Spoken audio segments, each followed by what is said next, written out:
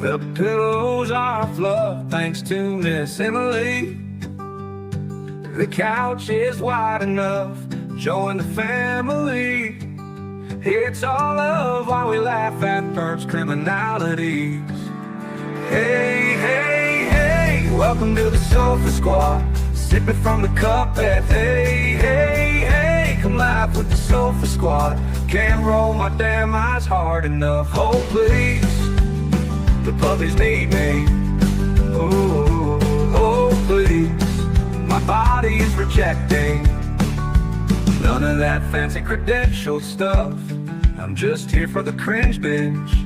Hey, hey, hey, welcome to the Sofa Squad. Sipping from the cup and hey, hey, hey. Come laugh with the Sofa Squad. Can't roll my damn eyes hard enough.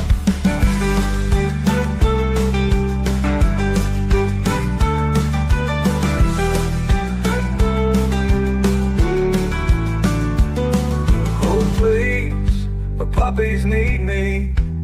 Oh please, my body is rejecting none of that fancy credentialed stuff. I'm just here for the cringe binge. Hey, hey, hey, welcome to the Sofa Squad. Sipping from the cup that hey, hey, hey. Come laugh with the Sofa Squad. Can't roll my damn eyes hard enough.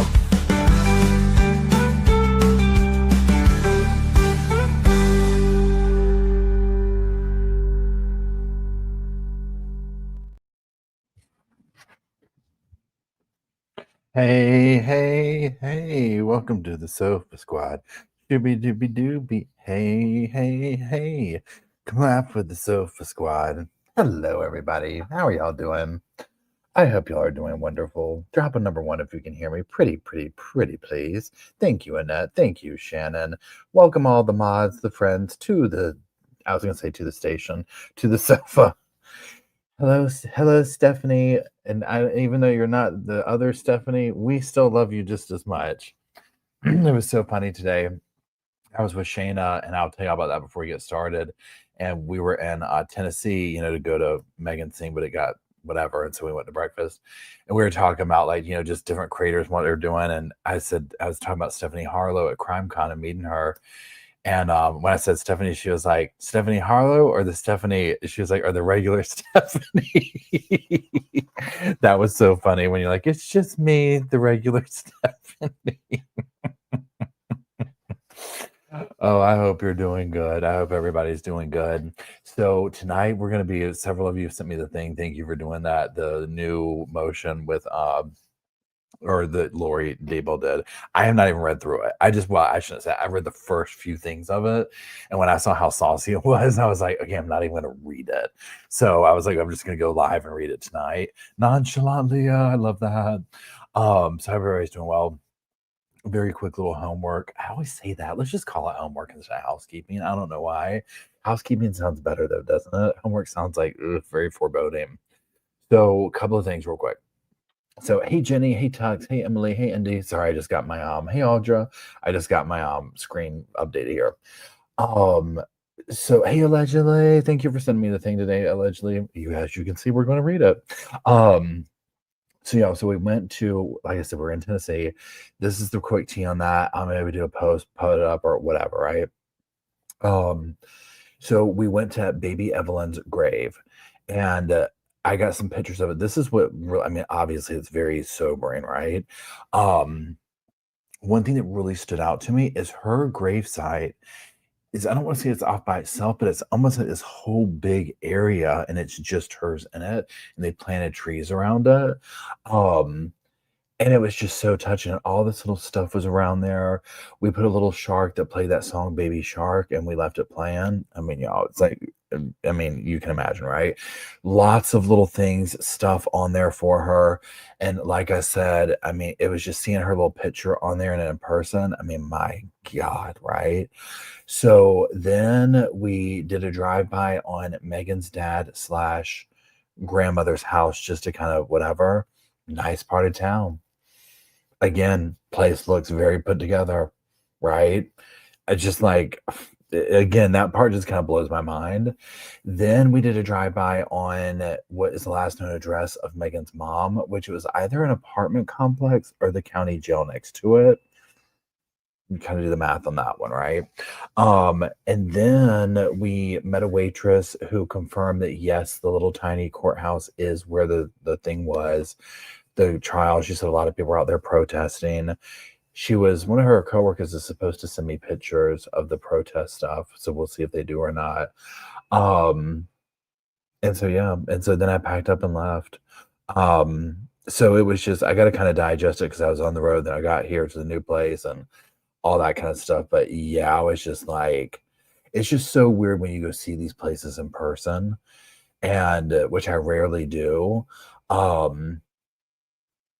But yeah, I mean, and I would probably try and go to one of the hearings, whatever. And then, yeah, so they did not have the hearing. They postponed it. There's going to be a hearing in September to take care of some unfinished business now, and then they'll do the sentencing. So yeah, probably what I'll do is either come back, because again, I don't know. There's a lot going on there. So we'll see. So anyways, let me rehydrate with some Coke Zero. Hey Donna, how's it going? I hope everybody's doing good. So I don't know what the nature of the protest was. I was trying to ask her, and hold on one second. I don't know if the protest was lock her up, like that kind of a thing, and maybe that's what it was. I couldn't really grasp that from the waitress lady that was talking to us. I couldn't grasp that. And it wasn't like, I wasn't going to keep digging, if that makes sense. I was just kind of letting her talk, you know what I'm saying? And it's an incredibly tiny town. It's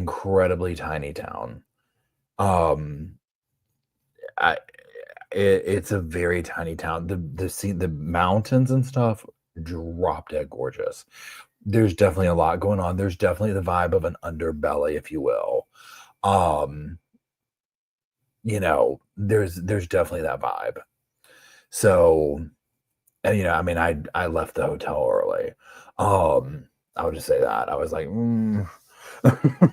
there's just a lot going on there. But a beautiful area. The people were nice. Like we stopped in this bank to ask him a question about where to eat breakfast real quick when Shane and I met up.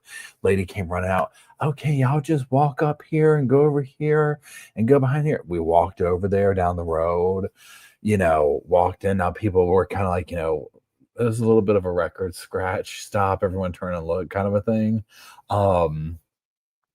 But everybody was super friendly. The food was so good. Oh my God, please.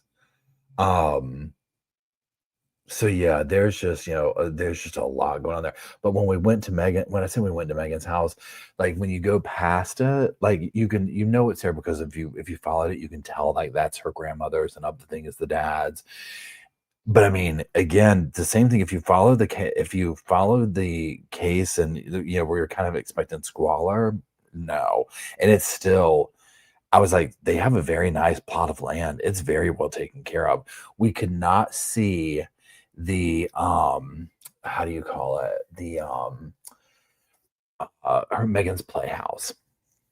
We couldn't see that, but you could see where it was. It is very, like in my opinion, very close to the house. It's almost like behind this thing. Now they might have gotten rid of it at this point. You couldn't see it, but like where it was going to be, you couldn't see it from the road. And I wasn't going to like go on their personal property or anything like that, right? There's a church near there, and we basically pulled in there and turned around, and you could kind of see, but then somebody pulled into the driveway, and I was like, I'm not like, that's not my vibe, right? I was like, cool, got to see it, got to confirm. Yeah, she had again, I just say this, Megan had agency. She had people, that could have, and that were doing stuff for her. Dad gave her that trailer to live in. You know what I mean? So, and I wanted to kind of confirm it. And yeah, like after all this time, it still looks decent. You know what I mean? Like they still have a nice piece of property. They still have that kind of stuff. And so, I mean, it's just, again, I think in the quest to find out the why, like I was telling Shayna today, and yeah, Brenda says it perfectly. I wonder what her intentions were. Did she just plan on leaving her there? I told Shayna, I was like, I don't think I can make sense out of it, but I'm so curious at what point was in her brain this is the next best decision to do. Whether that be she accidentally, neglectfully, took the life of her, or intentionally. I hate using that word. And then after that, and then the next thing was, okay, let's put her in the garbage can. Like, I can't, like, you know what I'm saying? And I guess I feel like that's part of my interest in true crime is the why. But there's never, I mean, honestly, even if the heavens shone down and gave us that, would it make sense? No. Oh, enjoy yourself, Sandy. I hope you're having fun. So that being said, but it was definitely, and I'll say this it makes me like, I might get a little teary eyed. Evelyn has not been forgotten. Her gravesite, you can tell people pay attention to it. People come there and visit her. She had so many little toys there, fresh, older one, flowers, the whole 9 yards. And again, you just sit there and look at her little picture on it, gives me goosebumps. And you're just like, my God. Again, why? You know what I'm saying? Why? There is no reason for it. It's just a true tragedy. I can't imagine what the town folk thought. Yeah, Bean says we know from evidence it wasn't an accident. Yeah. So it's like there's never a good reason for anything like this, obviously, right? Okay, so that being said, let's go ahead. What we're gonna be doing tonight is we're gonna be reading through that Lori's response, motion, whatever you're gonna call it. And we're getting close to her trial. So we're gonna be streaming it on this channel, doing updates, kind of like we did for the last one, right? We'll see how long it lasts. I don't think it'll go as long as the other one, but we'll see.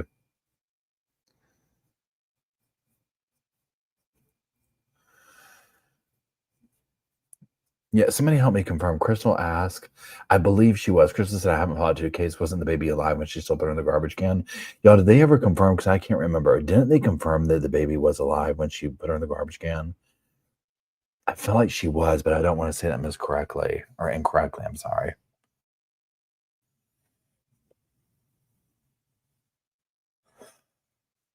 They said, yeah, okay. Thank you, Bean. I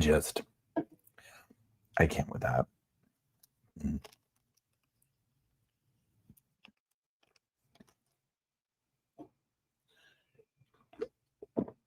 Okay. Here we go.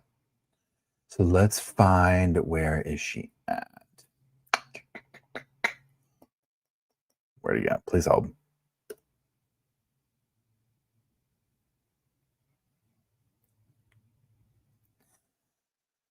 Let's do that. Should be do.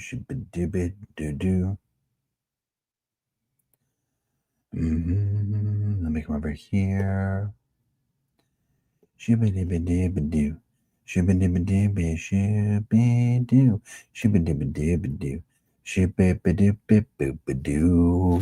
Okay, so this is going to be, it's like 9 pages long, and we're just going to read through it. She's very saucy in this.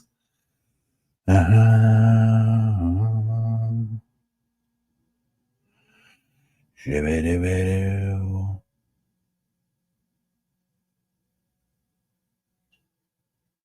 on, I'm trying to get to my little page right here. There it is. Okay.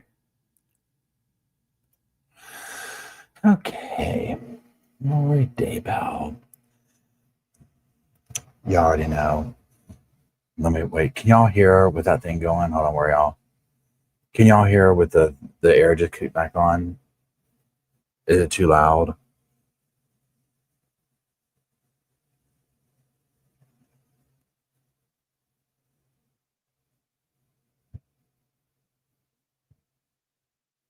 You can hear fine. You can hear fine. Okay, cool. Okay, cool. We'll keep it going because the air does feel good.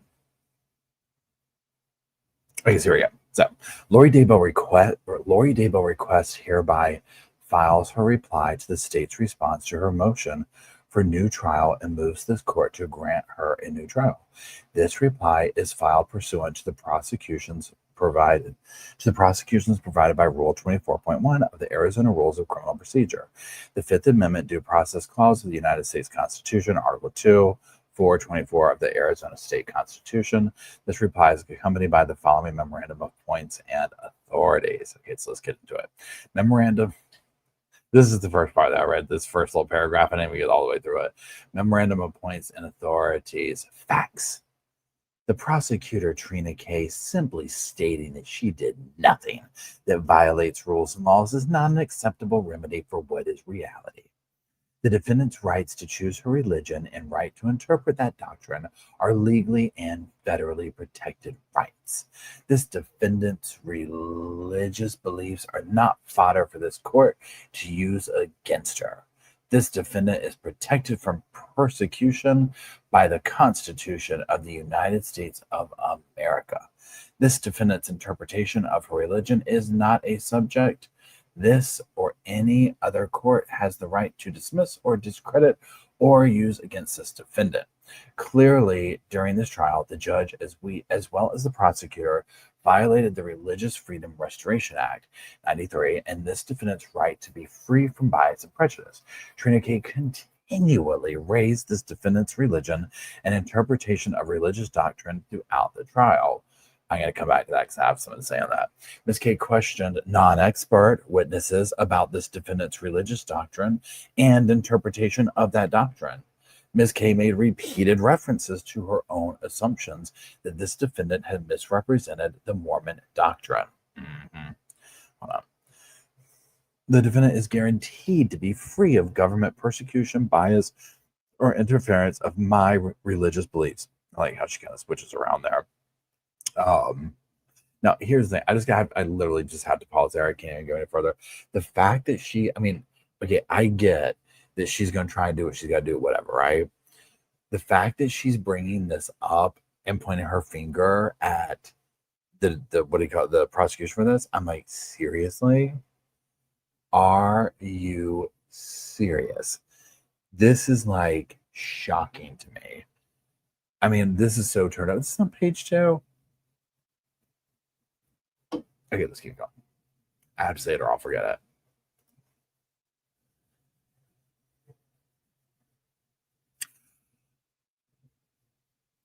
Okay, the defendant is guaranteed to be free of government persecution, bias, or interference of my religious beliefs. It is a fundamental, inalienable right.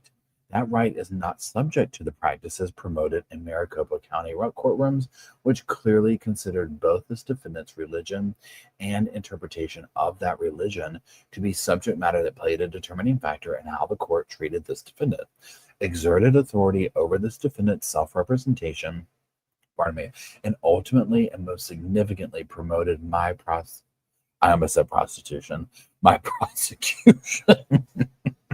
All were protected, all were violated, and a shooby to doop. The court cannot force this defendant to defend my doctrine or my interpretation of doctrine as a means of proving their case in chief. This court has done this under Judge Bresky's supervision. Considering the brevity of the misconduct that was publicly broadcast from the courtroom for anyone and everyone to see, we understood why Ms. K and Judge Bresky would grasp at any straw available to contradict and dismiss their behavior as typical and commonly acceptable within this jurisdiction. Herein lies the overarching breach of a right to a fair and impartial trial. The trial craft continues. Adherence to the moral, ethical, and legal practice of law envelopes all of the violations named in the motion for new trial, as well as those that were witnessed by all on court TV. There is no valor in intentional wrongful prosecutions. There is no victory for justice when the governments defraud its position behind the motivation of self-interest. Boopity boop boop boop. Okay, let's hold on a second. So I mean, this is very, very similar to it's giving Sarah Boone. Yeah, nonchalant just said, wait, where'd you go? Strong Sarah Boone vibes. Yeah, it really is. This is very interesting. And again, I mean, you know, I completely, it's not that shocking, yet it is in a certain way that she's doing the religion thing. I mean, it's just like, I mean, she's just going to do that, right? I mean, it is what it is. Um, I mean, what are you going to do with it? You know what I mean? So let's keep going. Okay. Okay. Argument and authority. This defendant is entitled to a new trial because the jury received and consulted extraneous evidence. After 2 days and multiple media agencies aired Juror 15's statement, he came forward to recant on a podcast, Hidden True Crime, not a reputable media agency, State Response, page 4. In the interview with Hidden True Crime, Juror 15 allegedly Googled Lori Vallow after admonition. Yet again, incriminating himself further, Juror 15 and other jurors were instructed repeatedly by Judge Komoroski to refrain from use of cell phones in trial. Yet Juror 15 had during the trial, yet Juror 15 had during the trial had to be advised. I don't know what you're trying to say. He cannot use his cell phone during the trial. In a criminal case, prejudice may be resumed from any private communication, contact, or tampering, directly or indirectly. State versus DeVault, 207 Arizona 191, 2004. The motives for concealing do affect a juror's impartiality, can truly affect the fairness of trial. The extraneous prejudicial info was improperly brought to the jury's attention. Info is deemed extraneous if it derives from a source. External matters include publicity and info related specifically to the case the jurors are meant to decide. In State versus Miller, the judge erred in not conducting further inquiry in the integrity of the jury. Hold on, let me redo that. Erred in not conducting further inquiry in the integrity of jury verdict by taking testimony or questioning jurors, even though prosecutor represented that outside conduct did not influence a verdict. She cites case law. And Miller, improper influence of even one juror taints criminal verdict. The judge must consider surrounding circumstances and additional juror testimony, and the judge must err in favor of the defendant. The presence of a biased juror cannot be harmless. The error requires new trial. B. Preclusion of Tylee Ryan and Alex Cox statements, and because the court allowed expert testimony without a Rule 702, ruling this defendant is entitled to a new trial. Okay, hold on one second. She's really big on that 702. She's really big on that 702. I'm talking big on that, right? She loves that number. Really. Oh, wait, I forgot to do that on. I forgot to show the comments. Sorry. Good Lord.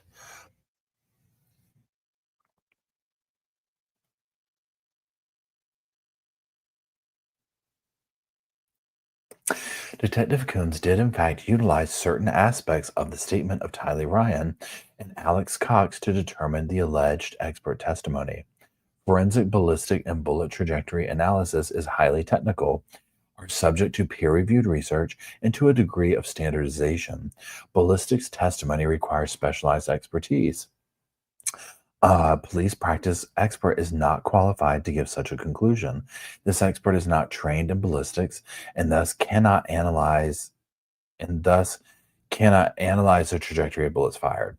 Federal Rules of Evidence 702A through D should be applied consistent with the liberal thrust of the federal rules and their general approach. A mandatory presumption which shifts the burden of persuasion by requiring the defendant to establish affirmatively the negative of an element of the offense is unconstitutional. That whole last part, y'all. Hey, please, Amy. I don't know what that last part said. I blanked on that. That was like getting like, wait, I don't know what that meant. I know, right? She had to say that word thrust, right? I was like, she was just waiting, begging to do that.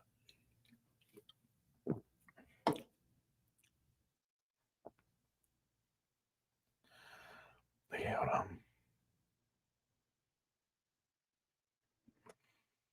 Where did we go? Oh, here we go.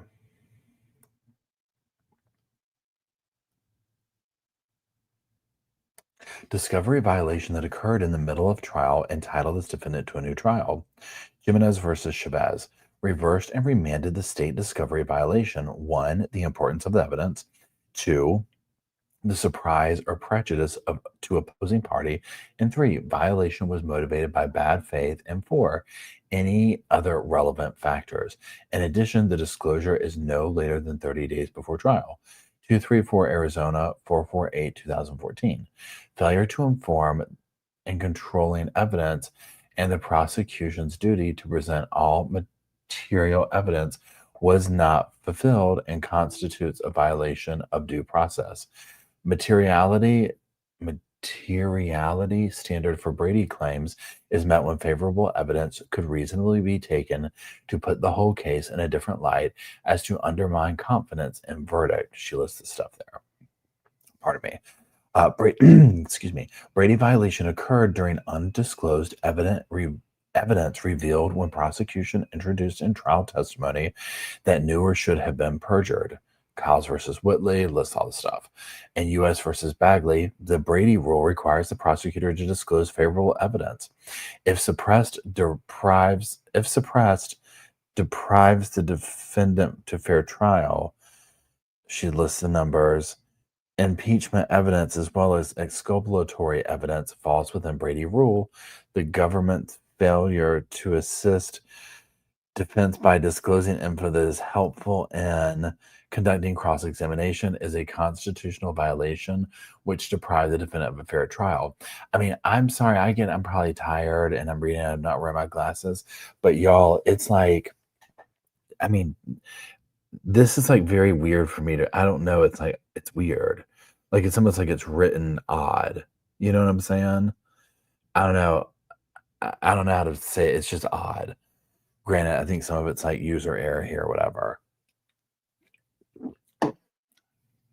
Here we go. So D, active prosecutorial misconduct entitles the defendant to a new trial.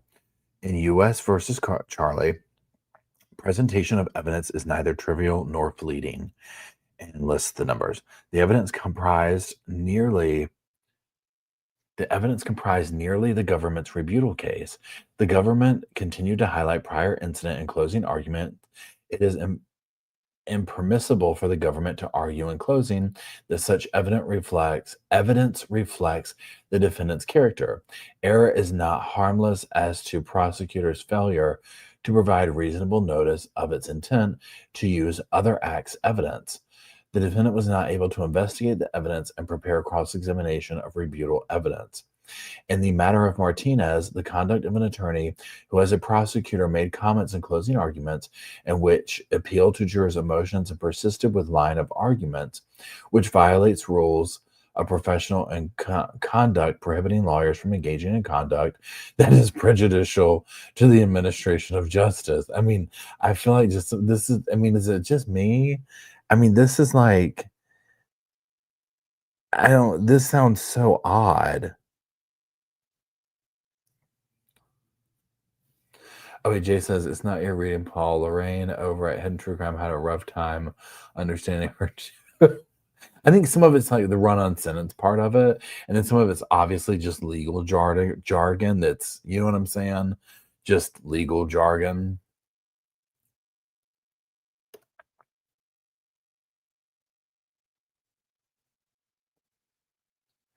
In State versus Murray, a prosecutor single unobjected to misstatement of the reasonable doubt double standard constituted prosecutorial error. Prosecutorial misconduct is not merely the result of legal error, negligence, mistake, or insignificant impropriety, but taken as a whole, amounts to intentional conduct which the prosecutor knows to be improper and prejudicial.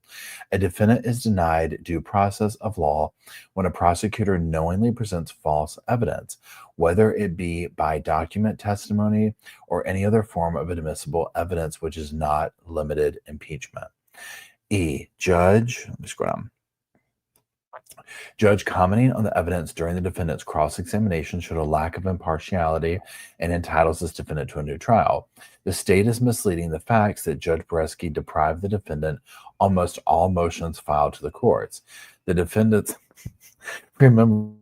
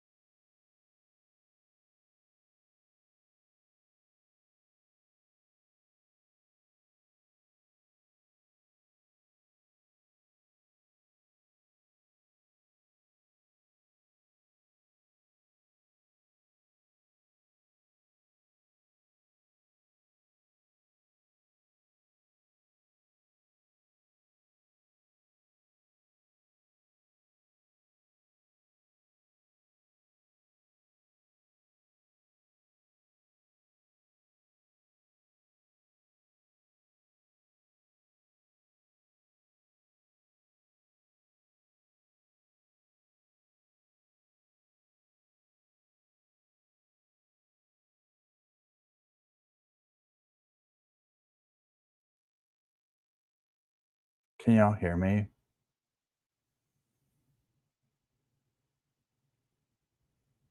Can y'all hear me? Okay. Are we back?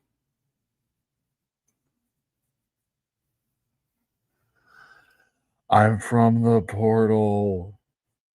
Carolyn. Carolyn. Come to the light. This room is clean. Can y'all see me too? My computer just shut off. It was like, we ran into a problem. We need to shut down and reboot. I was like, seriously? Right now.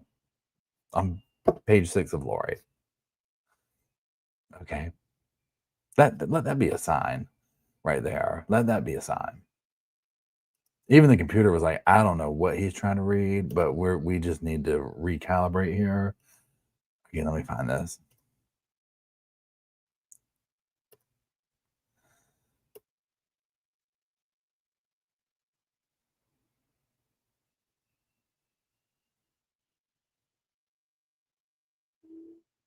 Here we go.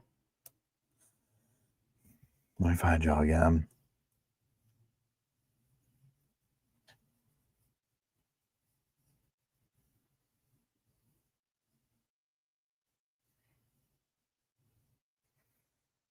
Page 6. And page 6, that was it. It was done. It was like, I can't. Okay, I'm just going to start over with that one. If it shuts off again, let's just take it as a sign and just walk away. We know that something's not right. So the judge commenting on the evidence during the defendant's cross-examination showed lack of impartiality and entitles this defendant to a new trial. The state is misleading the facts that Judge Komoroski deprived the defendant almost all motions filed to the courts. The defendant was denied most of her witnesses, as a review will show, just because the state's intent is to deceive the public and the courts. The state only addresses 2 potential witnesses, Mr. Eaton and Mr. Boudreau. The defendant had 12 witnesses. The Supreme Court will overturn the court's determination if it proves to have been a clear abuse of discretion. The court has to show beyond a reasonable doubt that it did not contribute to or affect the verdict. No man can be a judge where his own interest is in the outcome. Critical decisions were set in motion, and by the judge not recusing himself was a violation of due process. Judge Komoroski violated the Code of Judicial Conduct, Canon 1 and 2A. A judge shall not, by words or conduct, manifest bias or prejudice or engage in harassment. Conduct that compromises the independence, integrity, and impartiality of a judge, well, that undermines the public confidence in the judiciary. The judge's blatant comment of this defendant's religious beliefs is also a violation of the Religious Freedom Restoration Act. A judge who manifests bias or prejudice in proceeding impairs the fairness of the proceeding. The judge knew or should have known actions beyond the judge's lawful power and involved actual malice motivation, or if acts are intentionally committed with lawful power of a judge for a corrupt purpose. A judge must recuse himself from any proceeding in which a judge has expressed an opinion or in which the judge has a personal bias against a party. Number 3, conclusion. This defendant requests a new trial based on the above fact finding. To support this defendant's request, the state failed to produce factual support to their claims. The court and the state failed to investigate juror misconduct. The state failed to correct false evidence and false testimony. The state's ballistic expert is unqualified. The state is in violation of prosecutorial misconduct, and the courts are in violation of Code of Judicial Conduct, Canon 1 and 2, violations of the Religious Freedom Restoration Act, and the judge made various improper, substantive, and procedural rulings directly to the merits of the case, and simply put, I just don't like him. She didn't say that last line. Yeah, I mean, this is gonna deny all these. I mean, that just ticks her off even worse. You know what I'm saying? It's just, it is what it is.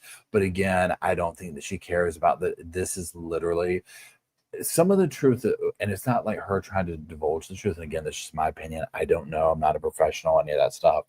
But when Lori's talking about the whole thing where she's making it sound like some of these women are in here for this, that, and the other, and blah, blah, blah, blah, blah, you know, which even if Lori has a point with, okay, the judicial system is very slow, it takes forever, these women are sitting here for years, whatever, okay, I'm not denying that. But Lori making it about herself, like, I'm here for them, I'm their voice. I'm like, yeah, that's what she's convinced herself of. You know what I'm saying? Like, that's what she's convinced herself of. So that's how she's wrapping her mind around this. Please hold. Hold on a second. I mean, where is a blanket when you need one? Hold on.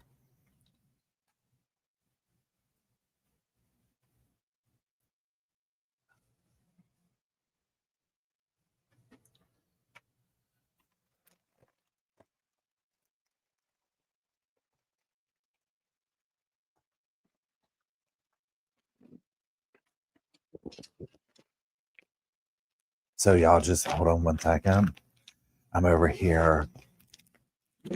I'm getting a little blankie out, and they have it in a nice little bag. So it seems to be fresh. Because my left side is cold. But I don't want the air off. I basically want to be snuggled. And we're just going to get this over here. Here we go. Okay. Oh, thank you for being a member for 10 months, Amy. Pardon me. Sorry.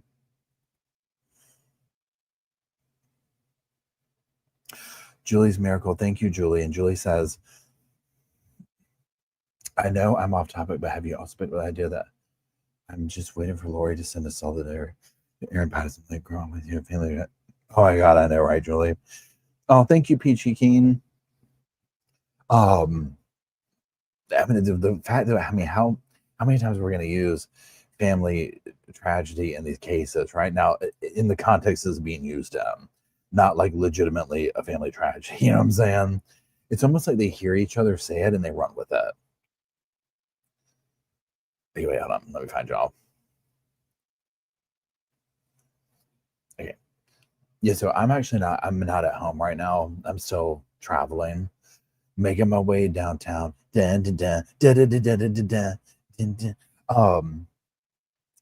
yeah, so this doesn't surprise me at all. I mean, we're days away from trial, from jury selection. Jury selection, correct me if I'm wrong, begins next week. What is the date? The 22nd? Yeah. So, I mean, this is obviously a holiday weekend. And by the way, I hope everybody's having are going to have a safe and good holiday. This is people get a little bit crazy out there, travel on the roads and stuff. So be careful. And no, I don't have any dogs with me. They're all at home. Yeah, they're all at home. I haven't made it home yet. I left the hotel in Tennessee early and I traveled about halfway back. Oh, thanks, Julie. I appreciate it. And then I'm gonna head home tomorrow. There we go. So yeah. Hey, Christy, how's it going? Allegedly, I know, right? I thank God they had it, but see, now the air went off, so I don't need it immediately. As soon as the air goes off, I'm fine. But like, it's literally the thing's right here. And so it's just like when it starts going, I'm like, ooh, it's freezing, right? Now, here's what I was figuring we were gonna do. I mean, so for people who join for me to read that, that's the thing. We'll kind of talk and whatnot about it, but we've already read that. So what we're gonna do tomorrow evening is we're gonna get caught up in the mushroom stuff. So Down Under, if you're in here, hey, Down Under's been like sending me a bunch of stuff on it, whatnot. So now that I'm kind of settled for a couple of days, we'll get caught up on all that, of all the like testimony and stuff that's been coming out. I heard it's a little bit boring, some of it, but nonetheless, I mean, obviously, it's what they need to do. So we'll see. Hey, Down Under. Oh, thank you, Emily. Yes, the interview is going to be tomorrow morning with Australia Broadcasting Company. The only way I know how to say it is it'll be 7 a.m. my time, Eastern time. And she said that it's going to be so over there it's like 10 o'clock at night. And she said their show is like 4 hours or whatever, but I'll be the first one on, and it's like a 20-minute segment. So it should be really interesting. So I'm curious that's the ABC. Yeah. And it's like so it's not like a visual thing from what I can understand. It's like I don't know how you say it, but it's just like a radio show or whatever. I think I don't know, Down Under. What are you talking about? What state am I in? So it's 7. Wait, let me go look. Please hold. Please continue to hold. Your call is important to us. Thank you for phoning in.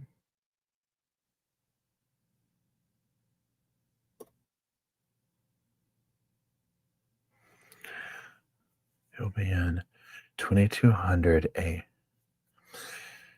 Okay, she says, I'm not sure which time zone you're in, but time zone you'll be in, but 2200 AEST is 0800 EDT or 0700 EST.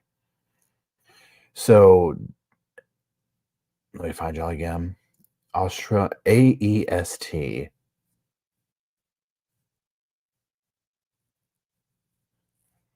AEST.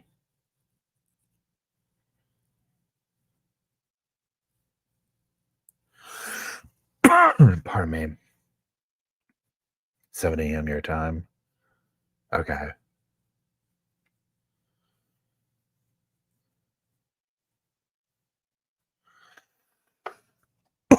Pardon me.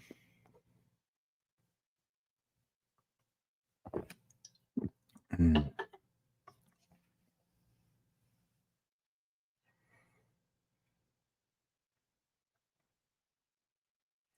6 a.m. Central Standard Time. Oh my gosh.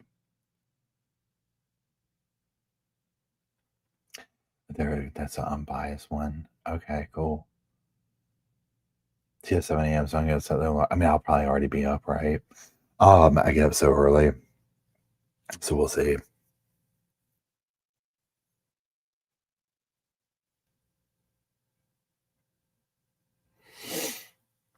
Yes, Sydney. It's Sydney.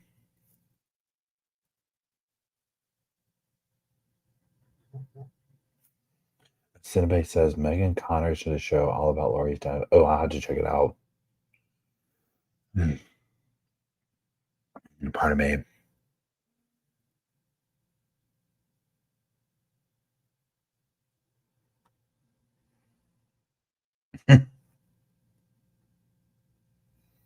Yeah, I've never done so the radio thing. I mean, I think it's almost like to me, it's like a live podcast. You know what I'm saying? So it should be interesting to do. But it's basically about true crime communities and stuff like that. So once it's, I'll see if, how I can like share it to everybody. You know what I'm saying? Um, like, it's good. Oh, I'll check that out. Yeah, so now back to the Lori thing. So yeah, it's interesting that she's bringing this up now. Obviously, again, at the end of the day, I fully expect. I mean, I look at it in two ways. On the level of like she tries to get out of trouble, which that's what she's gonna do or whatever. Um, and then it's like, she's going to, oh, thank you, Chrissy, I appreciate it. Um, but then the level of like, how do you say it? She's trying to get out of trouble. That's just a given. But then the way that she's going about it, like the things she's nitpicking about, it's just, it's obviously not going to work. Um,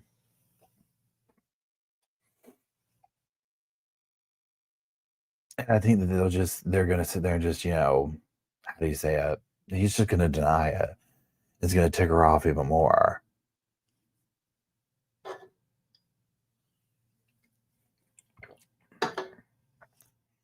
But that's just what she does. And again, she's also grabbing for, I mean, these are her final days of attention. She'll keep trying to, I mean, I don't know. Obviously, this is just, speculation on my part, but she'll keep trying to like grab at stuff or whatever. But, it's just, they fade away. Thanks, John. I appreciate it. Oh God, Just Life. I'm sorry. Just Life says her kitty of 18 years died. My God. I'm so sorry to hear that. I know that's like a guttural punch. Oh my God. Ugh. Your kitty cat says, I hope, he says, are you done the whole trial? Oh, 100%. 100%. I think he will. I think he's over it. I think he's tired of it. You know what I'm saying? It's just like I mean, I think the prosecutor is, I think they're just, it is what it would almost be like if Daryl Brooks just kept coming back, which he kind of, I mean, he does, right? So,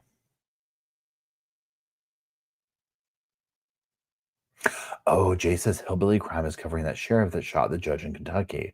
It is top notch, very interesting. I remember when that case popped off, but I haven't followed it much since, like, since it first popped off or whatever. Yeah, Brenda says Sherry Papini's promo was so cringy. I watched your video this morning.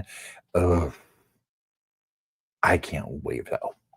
Okay, so for those of you who follow Kathy over at Gossip Rumor and Innuendo, I texted her earlier and I was like, girl, when that comes out, we have to do a live chat and talk about that. And she was like, absolutely. So once it comes out, it's a 2-night event. I think it's like the 26th and 27th or the 25th and 26th. It's like this coming week, whatever. We'll plan a podcast because she will be fun to dish on that with, right? She will be so much fun.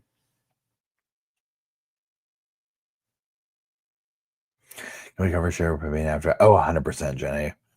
100%. I figure we'll do a couple of them. Like I'll do one and then we'll have either I'll go on Kathy's channel or she'll come on here, but it'll stream to both or whatever. But we'll 100% have a conversation about it because she's just great to do that kind of stuff with. Yeah, Dominique says that Sherry Papini's hair flip. Okay, and then, so if you watch the thing or if you watch my video this morning, pardon me, didn't Sherry sound exactly like Lori Daybell? When she's like, I'm gonna get ridiculous because some of this is ridiculous. And now I'm like this, I'm like, how do they, and when I say they, I mean people like Sherry, and I'm lumping like Lori Daybell, or Casey Anthony, what's with the glasses, she killed the man. Why can I not think of this? She did the handstand in the Notorious Killer. She did the handstand in her interview. We make jokes about it all the time. The pretty girl who good God, Jodi Arias. Yeah, I definitely have been on the road too long. where they convince themselves, like, just fully proud, like, this is what the story is. This is what I'm sticking to. And we're going to go in this direction. You know what I'm saying? Because the way that Sherry's talking, where she's like, this is just so ridiculous. And it's like, okay, what have you convinced yourself of? I'm very curious. Like, I've pulled up. I've got my popcorn. I've got my stuff. I'm like, boop, boop, here we are. Okay, go on, talk. What is it? You know what I'm saying? Because it's just like, that part blows my mind. Like, the way Lori's like so confidently getting up here doing this, it's where I'm just like, you know, Katie Cat says it's giving Tom Cruise on the sofa. 100%. Yeah, Chrissy says I was seriously creeped out and uncomfortable by Sherry. Yeah. There was something completely like, I haven't watched anything about Amanda Knox recently. Oh, Amanda Knox did the handstands. What did Jody do?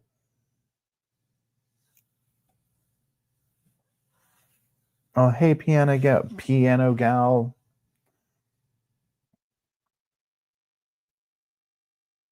Good night, Mad. Oh, really? The corruption in the sheriff case?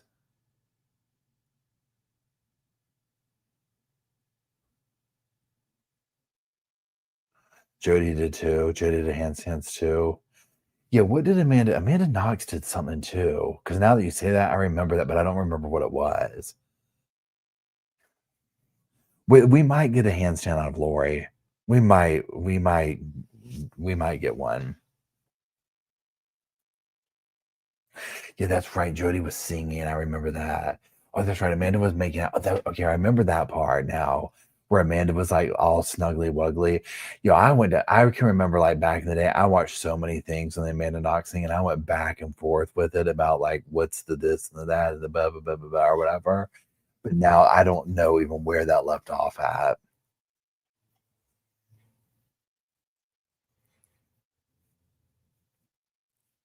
Yeah. So, Jamie Lynn, I think I think JMI is for Jamie, but if I'm wrong, I'm sorry. Says I think it was actually cartwheels. I mean, it was. I think you're right. I do. For whatever in my mind, I associate Amanda with kissing and cartwheels, right? So we might get both out of Lori. Lori's closing arguments might come with, oh, thanks, Peachy. Peachy says Amanda did cartwheels. Seriously. Lori's closing arguments might come with cartwheels and a handstand finale. And on that note, folks, and you'll just see her tumble through the courtroom, they would have already shocked her. They would have, about the first where she does like this, they would start shocking her.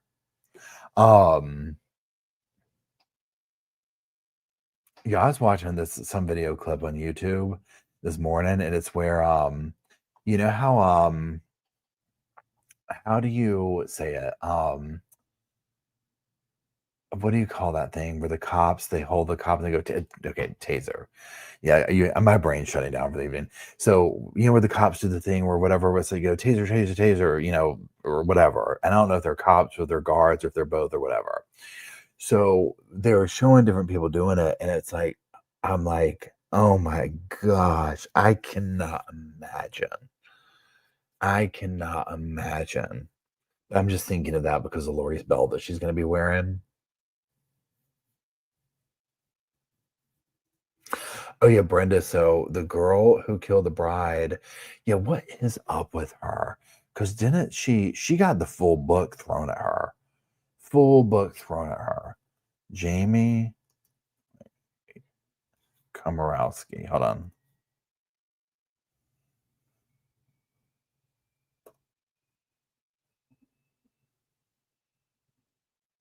Okay, wait, hold on. So let's read this real quick. So Jamie Komoroski is the lady who killed the bride on her wedding night. Seriously. Hold on. How do I get rid of this? Scared me to death. Okay. So the state is arguing against a request to reduce the sentence for the woman who killed a Folly Beach bride and severely injured her husband on their wedding night, plus 2 others nearly 2 years ago. The judge originally sentenced Jamie to 25 years in prison after she pleaded guilty to 1 count of felony DUI, 2 counts of DUI causing great bodily injury or death, and 1 count of reckless homicide back in December. The charges Komoroski faced stem from the April 2023 crash. Okay, we did that. Her attorneys filed a motion to reduce her sentencing days after she was sentenced. Her attorneys said the ruling was unwarranted, grossly disproportionate compared to other cases in the region. However, the state's new filing says just the opposite. The document says the defense's motion for a lesser sentence should be denied because the judge accurately followed the recommendations for sentencing under the state's legislature. The filing also states the defense states Komoroski's sentencing was cruel and unusual punishment, but prosecutors say that analysis is flawed. It also references the case of State versus Harrison, where it can be determined if a sentence is grossly disproportionate to the crime. The state says this case was not. Therefore, there's no reason for her case to be compared to any other felony DUI cases in that area. Lastly, the document also claims it was clear to the state and assembly that the court was attentive and weighed all the information that was offered, making her sentence fit the crime. The state adds that victims are also firmly opposed to any reduction to Komoroski's sentence. Komoroski is currently behind bars at the South Carolina Department of Corrections. So, I mean, here's the thing. If y'all remember that, she killed it, whatever, finally got out on bond. And honestly, I think what happened is she got used to, being out. And then I felt like right before she went in, she was like, it's almost like the kid who's like, Mom, can we go to the store and get some poster board? It's like, why? What for?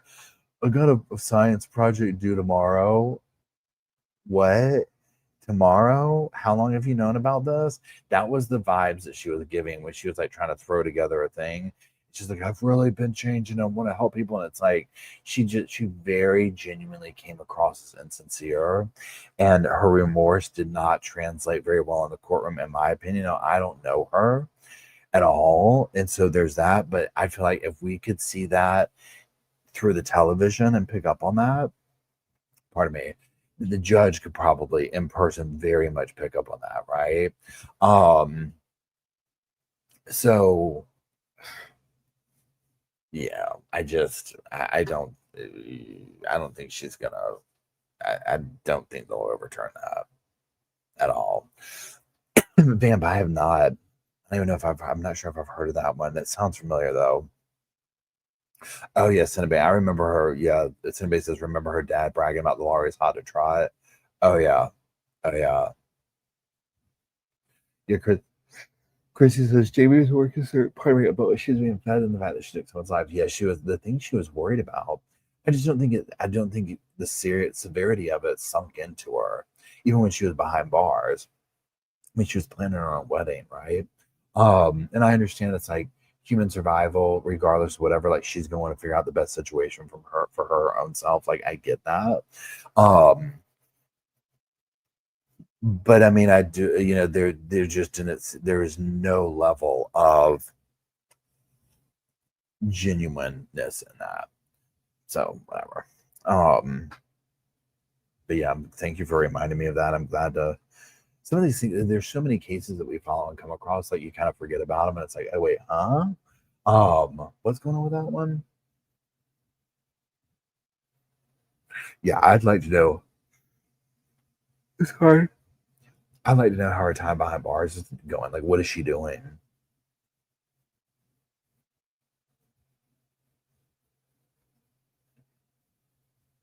Yeah, and I wonder too if the fiance is still with her, if he broke up with her. Because I imagine that one thing that's probably going on is she's kind of holding out hope, which again, anybody would want to, right? Yeah, Bean says it good, and I agree. Bean says her dad made her feel like she definitely would get off with very little consequences. I think they gave her a false sense of hope. Now, you would hear every now and then he's like, well, we're trying to do this. But I was like, y'all need to be having a very serious conversation with her, right? This is this is really bad. You killed a woman. going, how fast was she going? 60 something, like some crazy speed, drunk on the woman's wedding night. No. Mm-mm.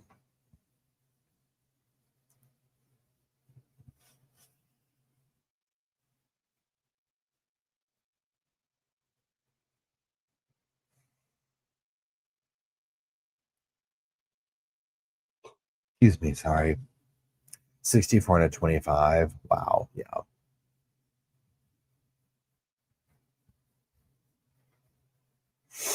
Mm.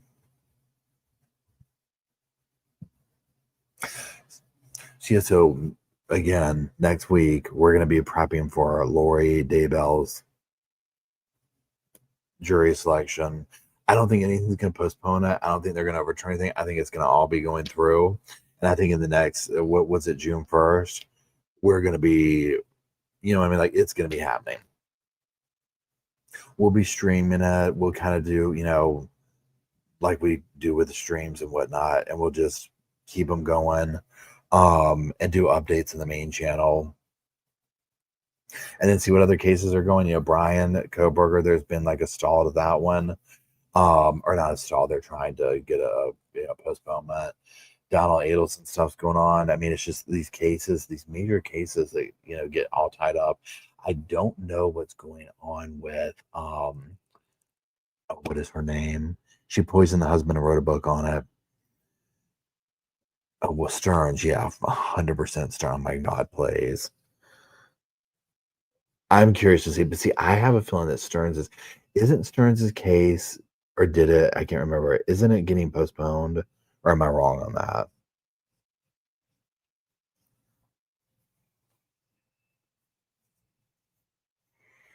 Corey Renchins, thank you, Purple. So yeah, didn't Stephen Stearns get postponed? The first one. That's right, it did. Yeah, I remember now. He wants to postpone. Yeah. Okay, that's him. Yeah. See, I can't keep up with it. Everything's been so crazy lately. Postpone because of evidence. Yeah.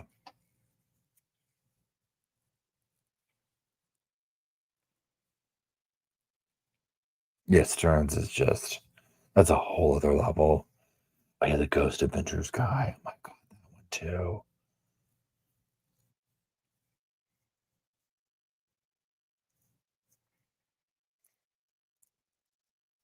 Now I don't know if it's confirmed, but I know that Koberger is trying to get it. So yeah, but we'll see if that happens or not. They're very upset over the Dateline stuff that came out. Yeah, the Koberger's gone for so long. Yeah, I'm literally shocked. Oh yeah, Alexis Tribune. Let's hold on. That one's let's Google that real quick. That one's still tied up, pardon me, in the state Supreme Court, if I'm correct.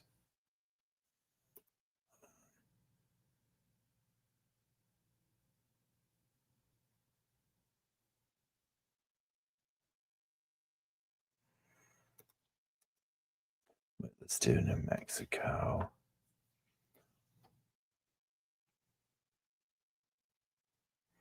I mean, this is all just old noise. Old noise. Y'all, listen to me. Old news.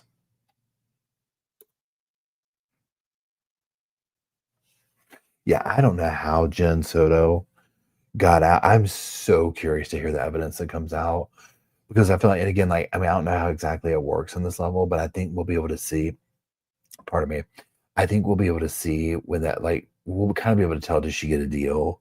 You know what I'm saying? Because I felt like she got some kind of a deal of immunity or something. Because remember, like, even like the stuff where the cops are calling her out, like, we know you allowed A, B, and C to happen. You know what I mean? So quit, like, we know this went on. As shocking as it's been, I think that case is going to be more shocking. Like when, how like they get to openings, this is the whole thing. Like all this like speculation takes place before these cases, and then very quickly we get into them, and it's like bam, shibbity doop doop. here's this information. It's like, oh, okay. Yeah, I've heard back and forth that she did too.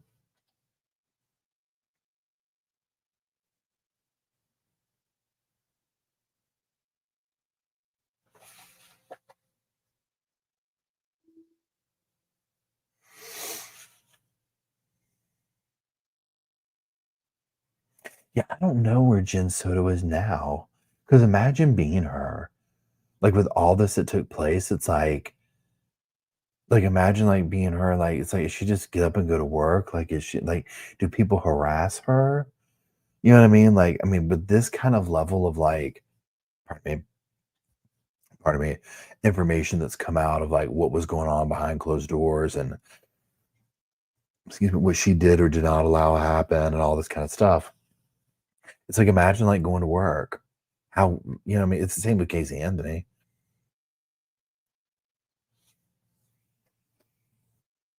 Yeah, listen, I wonder if she even went back to work. I don't know. I would have been like, look, I'd have called up and be like, do y'all even need to hear? Y'all already know what this is.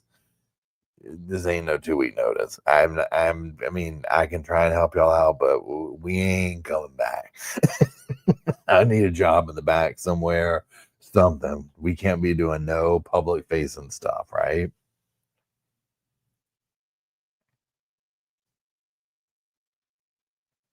Yeah, the Lily and Jack Sullivan out of Nova Scotia, that's another one. That is another one.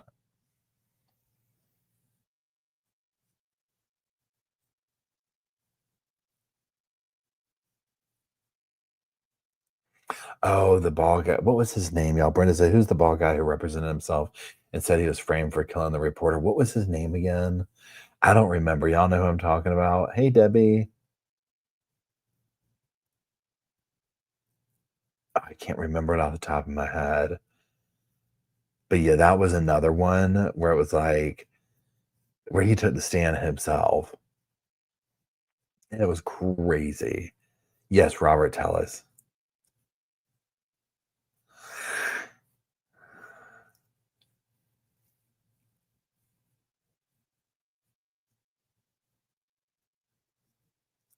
Oh, allegedly says, and this is about Lily and Jack, the neighbors gave RCMP all their trial cam footage today. Hopefully something is there. I mean, seriously. To me, so there's two things, and and again, this is completely in the infancy of this case. Pardon me.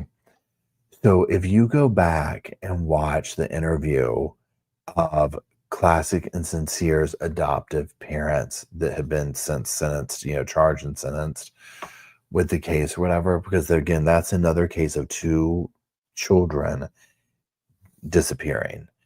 Then you go over and look at Jack and Lily, kind of the interview vibes or whatever, and both and I can't remember that. What's the guy's name? Classic and Sincere's adoptive dad. I can't remember his name. He's been sentenced or whatever.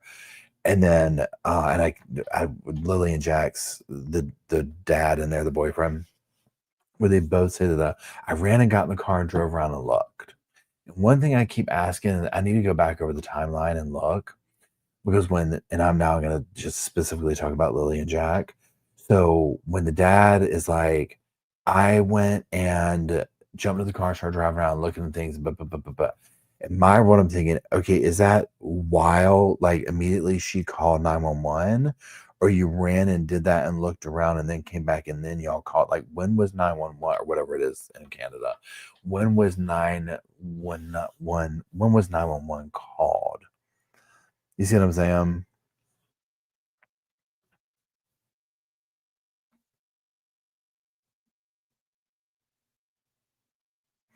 When it's two kids, it's always even more weird. Because remember when Classic and Sincere um, went missing, and it was like this, we were doing this, we did this, it's 911, same here. Okay, thanks, allegedly. And he's like, and then the kids went over here, and then we went out and we looked for him, and you're like, how did two little boys, which I mean, I get, I mean, kids get just like, I mean, I get it. But it was like, how there's nothing on camera. All these neighbors have cameras. There's nothing. How did two children just vanish? And the same is being asked about this. Oh yeah, Rizal, what's his name, and Jacqueline West. And I mean, God bless them. Never recovered them. Who only knows what they really did to him.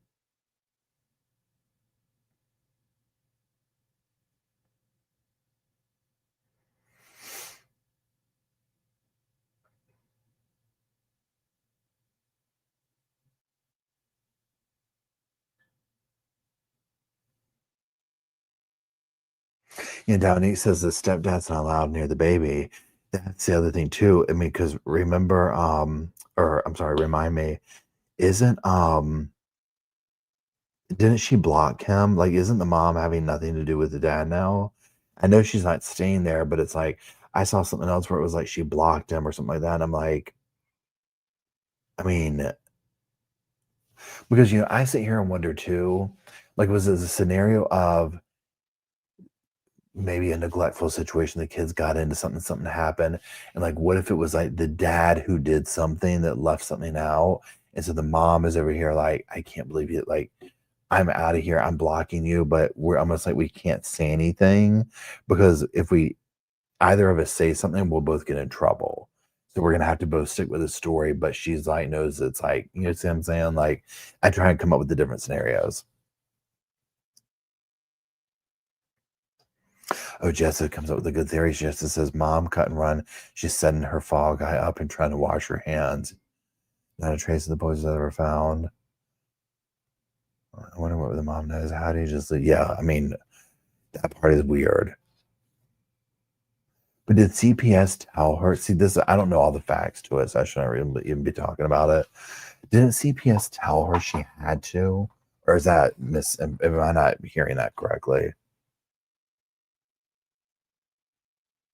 Yeah, and Roro brings up a good point. Roro says the fact that the mom was like, I didn't hear them sneak out, but I also knew they were playing outside makes no sense. Yeah.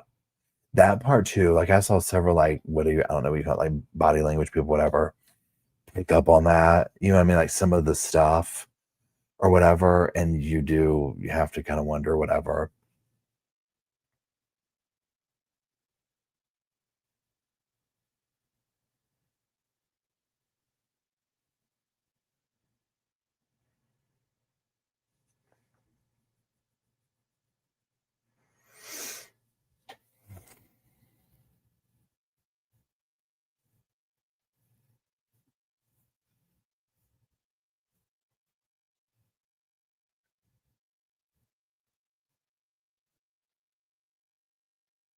Okay, y'all, so I'm gonna go to bed. I'm sitting here just like now I'm just sitting here reading everybody's comments, like we're just hanging out in the room. I'm gonna go to bed or get ready for it. Yeah, and apparently where I was at in Tennessee, that was very close to where Summer Wells situation took place too.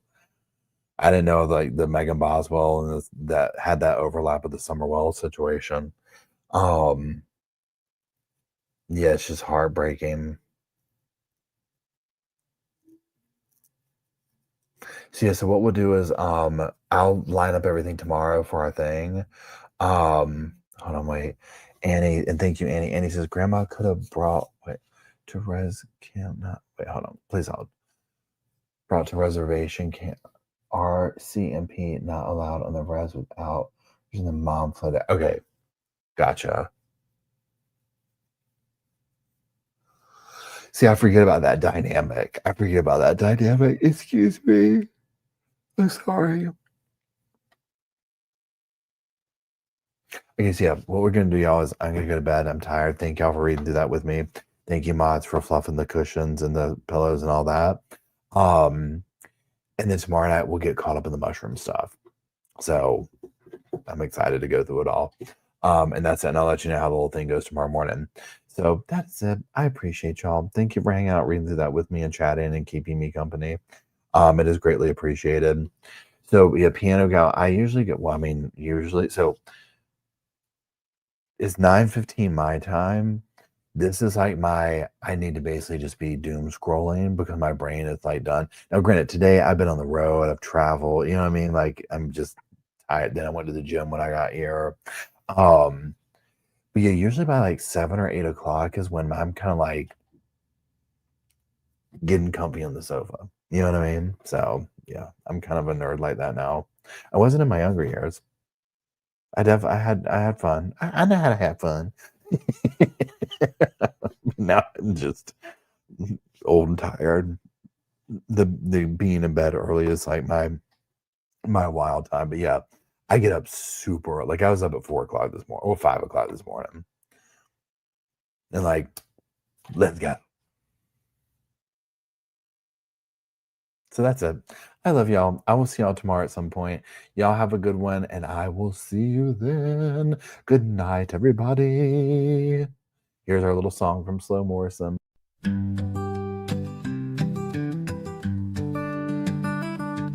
The pillows are fluff thanks to Miss Emily. The couch is wide enough, join the family. It's all love while we laugh at first criminalities. Hey, hey, hey, welcome to the Sofa Squad. Sipping from the cup at hey, hey, hey, come laugh with the Sofa Squad.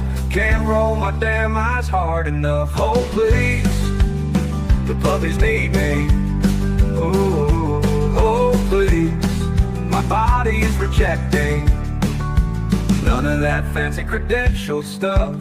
I'm just here for the cringe binge. Hey, hey, hey, welcome to the Sofa Squad. Sipping from the cup and hey, hey, hey, come laugh with the Sofa Squad. Can't roll my damn eyes hard enough.